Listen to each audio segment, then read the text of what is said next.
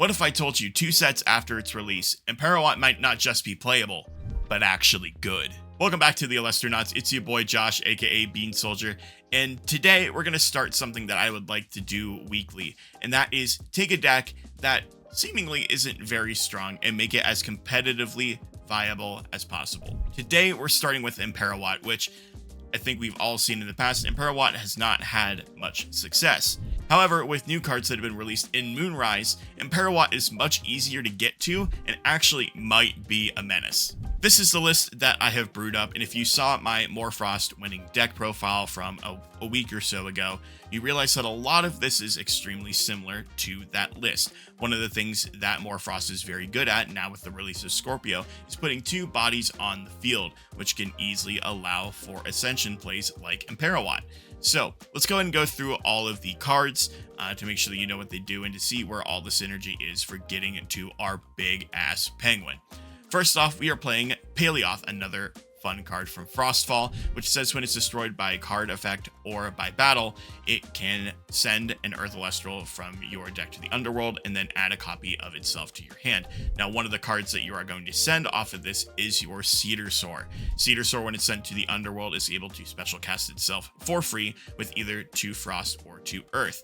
Now, you're always going to special cast this with 2 Frost because we're trying to get to the big penguin. The other hidden benefit of Cedar Soar is if you do happen to properly enchant this, you can expend an Earth to search for your Emperowatt. So Emperowatt isn't also a hard draw that you have to have. You can also search for this with this card. There also is some searchability for our big penguin. Other ways to trigger our Cedar Soar, we are playing 3 copies of Morolith, which pairs really well with our Lycan and our Narpoons.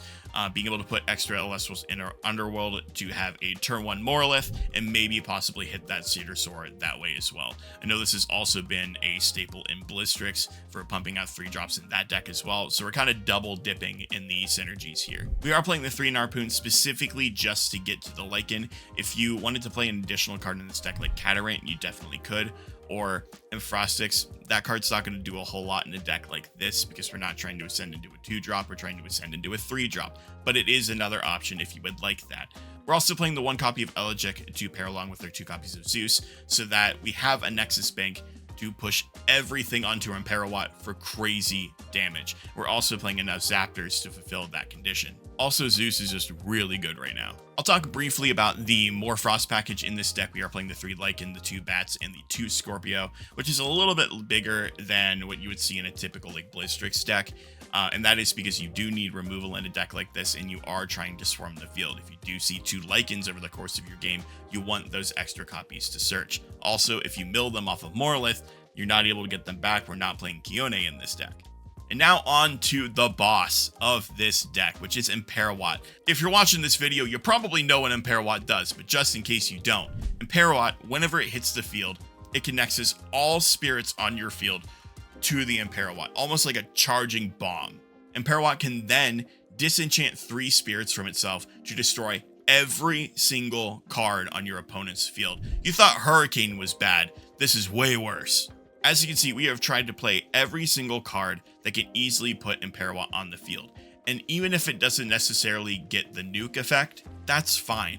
Emperowatt still sits at an 11-9 stat line, and that's okay too. It is important to keep in mind that even if you don't use that Nexus effect, Emperowatt can still disenchant 3 from itself, dying in the process, to destroy every single card on your opponent's field. Even if you don't get that Nexus off, he's still a house. Obviously, we have to fill out the deck with the rest of staples. Obviously, we have to play Ambrosias, the 12 counter rune suite of Tsunamis, PTAs, Shields, and Gorgons. You could also play Altar in this deck. It does pair well with the Morfrost package, but not necessarily something that you have to play. It's just an option instead of PTA. We also get to play Earthquake and Laurels fairly comfortably because we are already playing the Earth Spirits for the Paleoth and the Cedar Soar. So let's take this into a game and let's see how it does. Today we are going up against Sin, who is on Blistrix of all things. So this is going to be a pretty difficult matchup for us, especially with a start of Lycan getting Scorpio and Bat. So immediately we know that anything that we put on the board is going to be contested. They're going to throw down an Avalanche, which is going to mill 3 cards off the top of their deck, and also ours. Because they don't have a Frost Celestial in hand, they're not going to be able to mill the 5 that they want. But this also tells me that their hand isn't particularly good and that they don't have a Snowlet in hand. The Rise from the Ashes is going to come down to bring back the Asprowl, I would assume, to then hit probably a Blistrix off the top by milling 4. They are going to have to expend a Spirit to do so. And the fact that they're already going to be at 12 is pretty promising, I'm not going to lie. This is not the greatest Blistrix start, which they immediately hit Blistrix off the top, of course. Typical Blistrix gaming. So they are going to have a turn 1 Blistrix, so if I do not have an out to this card, I think I do just lose on the spot. But there are a lot of ways for me to deal with this, like a Narpoon getting Lycan, or having a Lycan, Earthquake, Laurels, anything like that. I'm just praying that there isn't a back row to back this Blistrix up.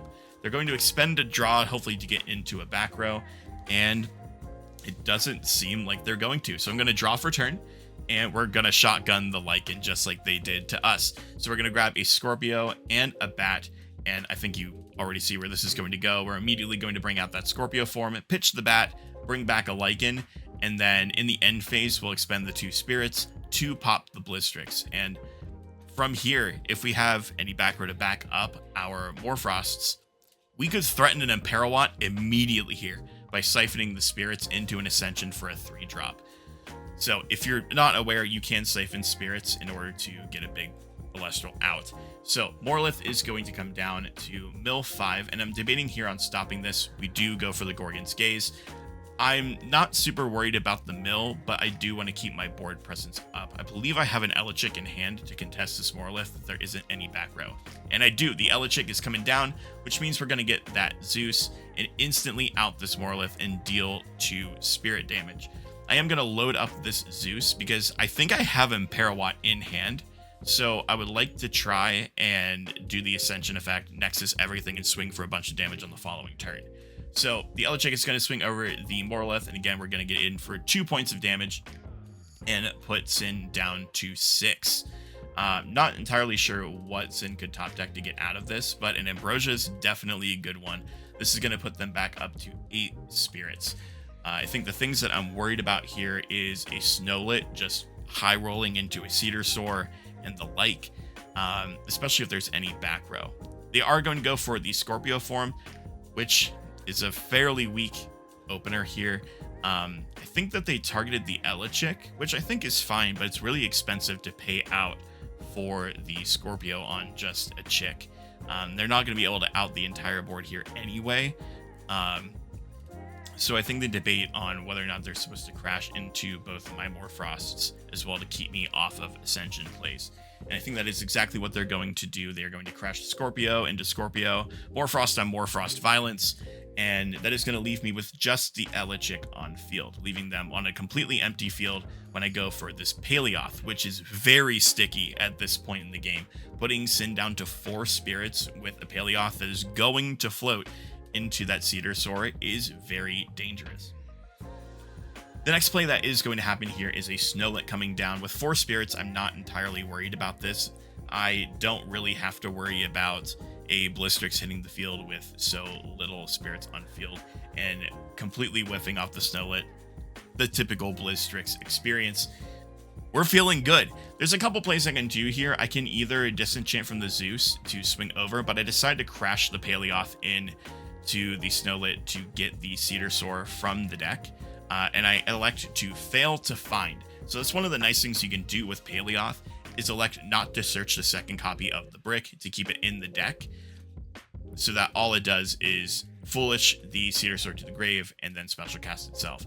Then I can go ahead and crash the Elechick into the Snowlet and deal 2 with the Cedar Soar to put Sin on 1. They're going to need an Ambrosia here to get out of this at all. And my back row are live. They top deck a Rise. And you know what? Just for fun, we're going to go ahead and Ambrosia back up to 8 spirits because I do have the big Penguin in hand. And I need to finish this off with Emperowatt. It would be a sin if I didn't. So we're going to send this Cedar Soar into the big Penguin. We're going to Nexus the spirits from the Zeus to the Penguin. and then swing for big damage, swing for 5 to finish this off. And looking at Sin's hand, yeah, that was pretty tragic. I had Earthquake and Harpoon in hand too if I didn't go for the Emperowatt, but double PTA was going to seal this up anyway. Well, that went a lot better than I expected. Apparently having 8 copies of a searchable Earthquake in your deck is pretty good. This deck is very consistent. Having access to 13 good normal casts on your first turn is a good benefit to have. Not many decks have that many good turn 1 plays. Even though this is an Emperowatt deck, it's not required to win the game. You have so many other ways to pressure your opponent with even Harpoons and Paleoths and Moroliths. You might even win before you need the big penguin. It's also nice that the spirit path is fairly clean. You don't have to manage your spirits super well and able to play this deck effectively. If you're looking to play the big penguin, I would highly recommend checking out this list, taking it to locals, and see if you can take down some games. I have no doubt that Emperowatt could be sweeping your locals any day. If there are any other decks that you would really like to see me take a look at and try to make as competitive as possible, make sure to leave a comment down below. I would love to take a look at your list and see what I can brew for the next one. That being said, hope you enjoy Big Penguin, and I'll see you next week. Peace.